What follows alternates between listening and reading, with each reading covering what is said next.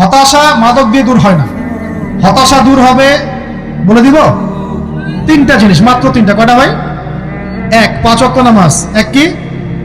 নামাজে আপনি অজু করে সিজদা দেন, ইনশাল্লাহ আপনার মনে প্রশান্তি না আসলে আমাকে এসে বলেন যে আসে না। চোখের পানি, মনের আবেগ যা আছে আপনার ভিতরে, কষ্ট, দুঃখ, যন্ত্রণা, সব আল্লাহকে ঢেলে দিবেন ইনশাল্লাহ। নিজের আবেগ ধরে রাখবেন এখানে, আপনি আল্লাহর জন্য ঢেলে দিবেন। মানুষকে আবেগ দেখে কি না? মানুষ আপনার চোখের পানির মর্ম বুঝবে? মানুষ কি মানুষের চোখের পানির মর্ম বুঝে? আপনার পিতা যদি মারা যায়, আমার কাছে এসে দোয়া চান, কান্নাকাটি করে, আমি দোয়া করতে পারবো, কিন্তু আমি কিন্তু আপনার ফিলিংসটা বুঝতে পারবো না। আপনার অনুভূতি কে বুঝতে পারবেন?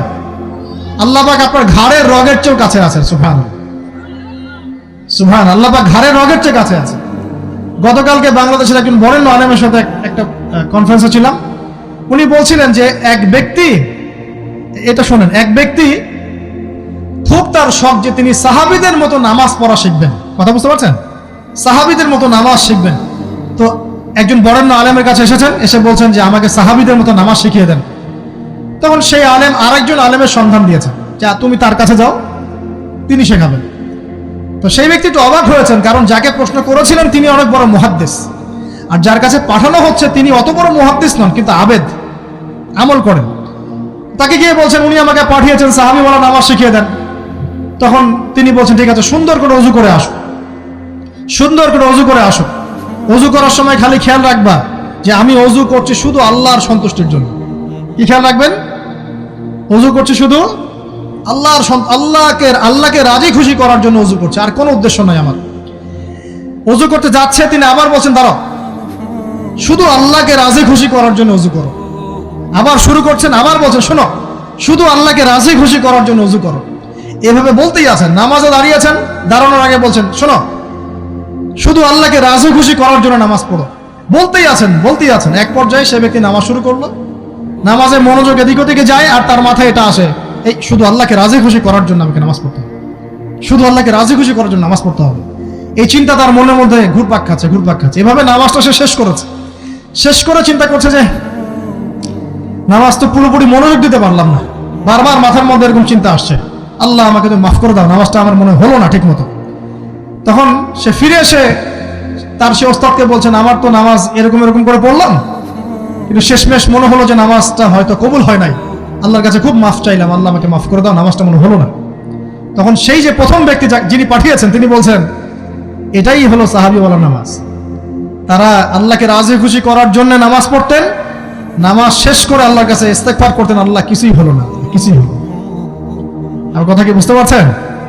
অতএব আল্লাহকে রাজি খুশি করার জন্য আপনি আপনার আবেগ, আপনার ইবাদত সব ফেলে দিবেন, অন্য কারোর কাছে কিছু পাওয়ার আশা করব। আমাকে আল্লাহ পাঠিয়েছেন দুনিয়াতে নামাজ পড়তে, রোজা রাখতে, দিনের প্রচার করতে, দিনের জ্ঞান অর্জন করতে, এই তো। তা আমি একজন মেয়ের জন্য জীবন নষ্ট করে দিব কেন? আমি তাহলে আল্লাহর কাছে কি মুখ দেখাবো, আর নবীর কাছে কি মুখ দেখাবো? ওখানে গিয়ে বলবো আল্লাহ আমি আমার অমুক প্রেমিকার জন্য আশেক হয়ে একদম জীবন দিয়ে দিয়েছি, আত্মহত্যা করেছি। গেছে ভাই, যাইতে দেন। যে ব্যক্তি আপনার অবস্থানকে মূল্যায়ন করে নাই, সে আপনার যোগ্য ছিল না। এখন আপনি কি করবেন? নিজের অবস্থান উন্নত করেন, আপনার পিছনে লাইন ধরে ঘুরবে ইনশাআল্লাহ। এটাই বাস্তবতা। দুনিয়া খুব খারাপ জিনিস।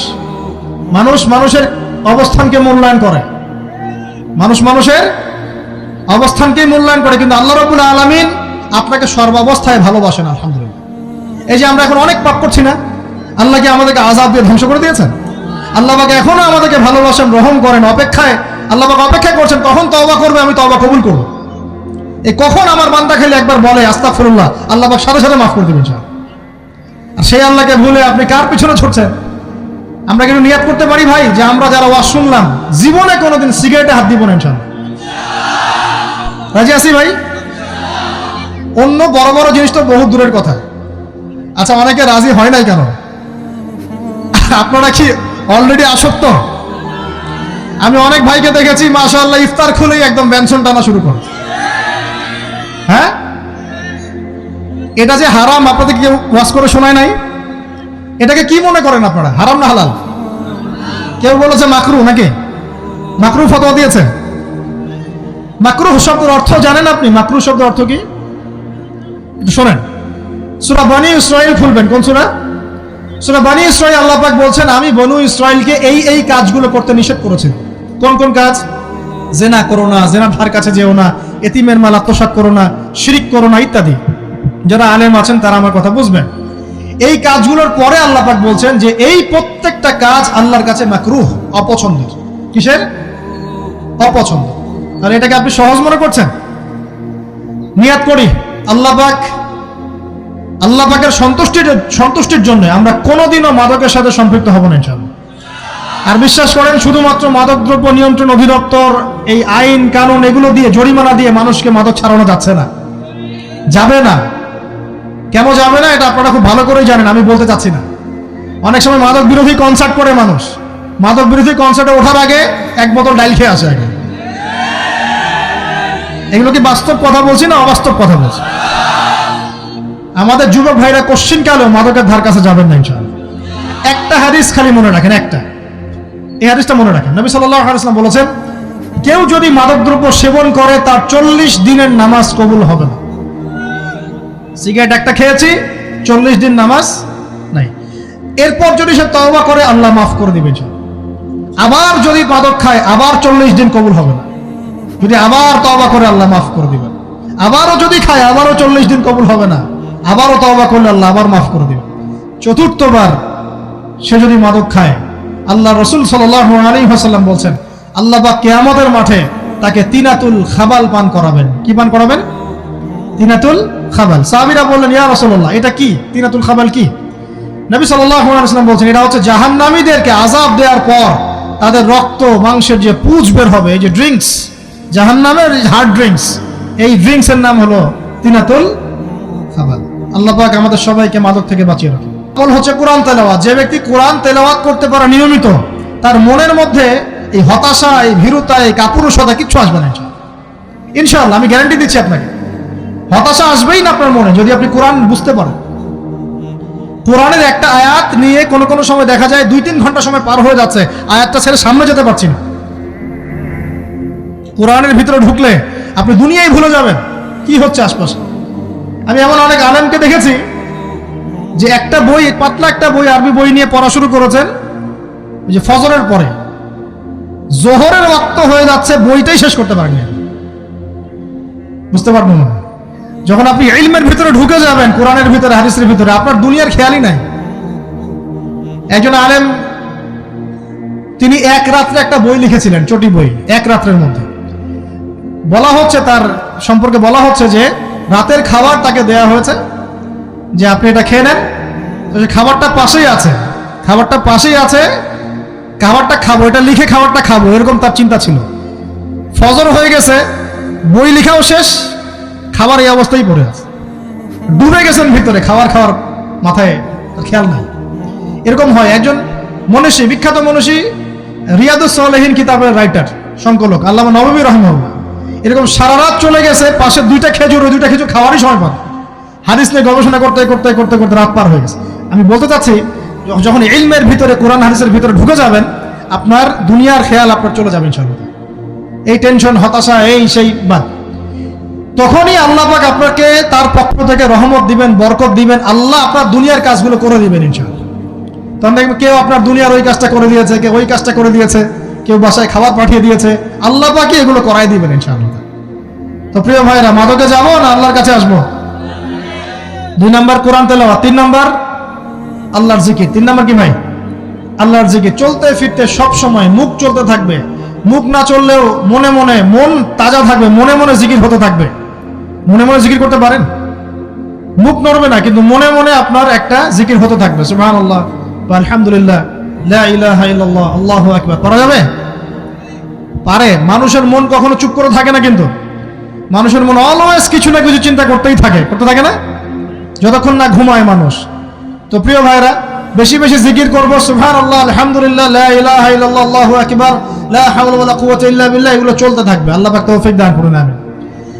আমরা আমাদের সমাজে যুবকদেরকে এরকম টিকটকে দেখছি, অনলাইনে আসক্ত দেখছি, জেনায় আসক্ত দেখছি, পর্নোগ্রাফিতে আসক্ত দেখছি। আমরা দেখছি আমাদের যুব সমাজকে মাদকে আসক্ত, কিশোর গ্যাংয়ে আসক্ত।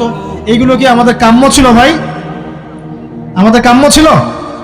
এই অবস্থায় কি যুব সমাজ আল্লাহ পাকের দ্বীনের পতাকা হাতে নিয়ে আল্লাহর জমিনে দিন কায়েম করতে পারবে কিনা একটু আমাকে উত্তর দেন দেখি। এখন এই অবস্থায় পারবে? অতএব অবস্থার উন্নতি করতে হবে কিনা? উন্নতির জন্য রাজি আছে কিনা ইনশাআল্লাহ? আমরা চাই কি আল্লাহ পাকের দিনটা আল্লাহর জমিনে প্রতিষ্ঠা লাভ করুক, আল্লাহর দিন সবার ঘরে ঘরে পৌঁছে যাক, আল্লাহ পাকের দিনের যে সৌন্দর্য সবাই সেটাই, এই সৌরভটা সবাই পাক। আমরা চাই কিনা সমাজে শান্তি প্রতিষ্ঠা হোক, আবার সেই রাসূলের মতো যুগ চলে আসুক? আমরা চাই কিনা? অতএব আমাদের সবাইকে যৌবনের এই প্রলোভনগুলো থেকে বেরিয়ে এসে আল্লাহ পাকের ইবাদতে আত্মনিয়োগ করতে হবে। আল্লাহ পাক আমাদের সবাইকে তৌফিক দান করুন, বলি আমিন।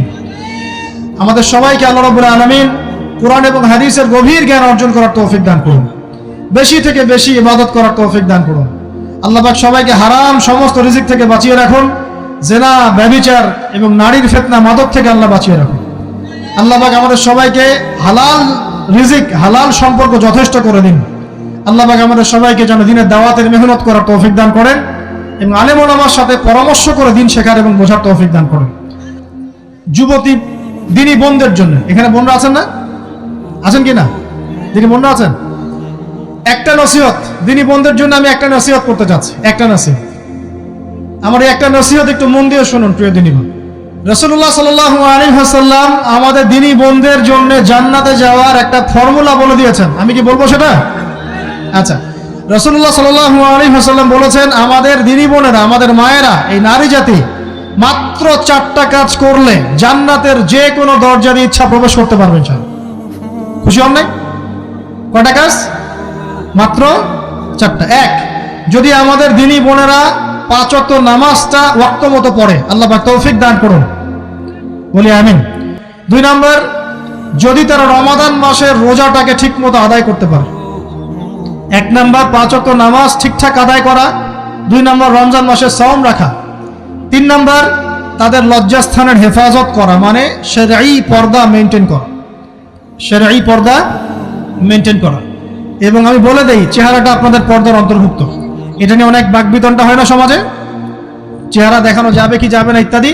চেহারা আপনার পর্দার অন্তর্ভুক্ত বিষয়, ফুল স্টপ। এর উপরে ফতোয়া অনেকে অনেকভাবে দিচ্ছে, কিন্তু বরেণ্য উলামায়ে কেরামের কিতাবগুলো ঘাটাঘাটি করেন, তাদের ফতোয়া হচ্ছে চেহারা আপনার পর্দার অন্তর্ভুক্ত বিষয়, চেহারা ঢেকে রাখবেন, আল্লাহ পাক তৌফিক দান করুন।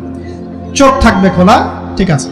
4 নম্বর, স্বামীর আনুগত্য করতে হবে। স্বামীর আনুগত্য, এই যে আনুগত্য শব্দ শুনলেই মানুষের একটা মানে নেগেটিভ ধারণা তৈরি হতে পারে। স্বামীর আনুগত্য মানে কি আমি তার দাসত্ব করব?